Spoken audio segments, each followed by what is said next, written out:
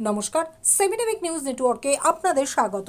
21শে জুলাই নতুন চমক আসবে এবং সারা বাংলা দেখবে, এমনই বার্তা দিয়ে 21শে জুলাইয়ের আগে নিজের বিষয়ে জল্পনা উস্কে বিশেষ বার্তা দিয়েছিলেন সাম্প্রতিককালে বিজেপির সঙ্গে দূরত্ব তৈরি হওয়া প্রাক্তন রাজ্য সভাপতি স্বয়ং দিলীপ ঘোষ।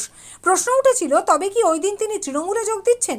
কিন্তু সমস্ত গুঞ্জনে ইতি টেনে ওই দিন দেখা গেল 250-রও বেশি বিজেপি কর্মী যারা তৃণমূল কংগ্রেসের হিংসার বলি হয়েছেন, 21শে জুলাই খড়গপুরের সভা থেকে তাদের শ্রদ্ধাঞ্জলির আয়োজন করেছেন তিনি।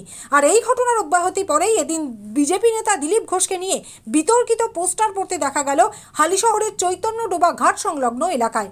ওই পোস্টারে লেখা রয়েছে, 21শে জুলাই যারা দিলীপ দাকে জোর করে তৃণমূলে পাঠাচ্ছিল তাদের ঝাঁপ দেওয়ার স্থান, পবিত্র গঙ্গায় স্নান করে নিজেদের পাপের ঘোড়া কম করুন। স্থানীয় বাসিন্দারা জানান, সকাল থেকেই তারা এই পোস্টার লাগানো দেখছেন, কিন্তু কে বা কারা লাগিয়েছেন তা জানেন না।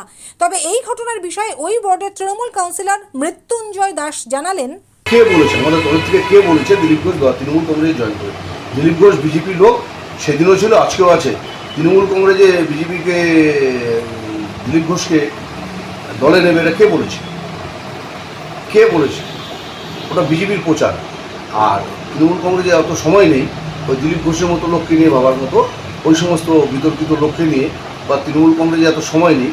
কারণ আমাদের সময় হচ্ছে 2026-এ আমাদের চতুর্থবারের জন্য মুখ্যমন্ত্রী মমতা ব্যানার্জিকে মুখ্যমন্ত্রী করার জন্য। অত সময় নেই। ওরা নিজেদের ওই টিআরপি বাড়াবার জন্য এই সমস্ত ফ্লেক্স পোস্টার ছেড়ে ওগুলো করছে। এই কারণে তৃণমূল কংগ্রেস এখন ভাবার সময় নেই। শ্যামল পাল, সেমিনামিক নিউজ নেটওয়ার্ক। জয় হিন্দ।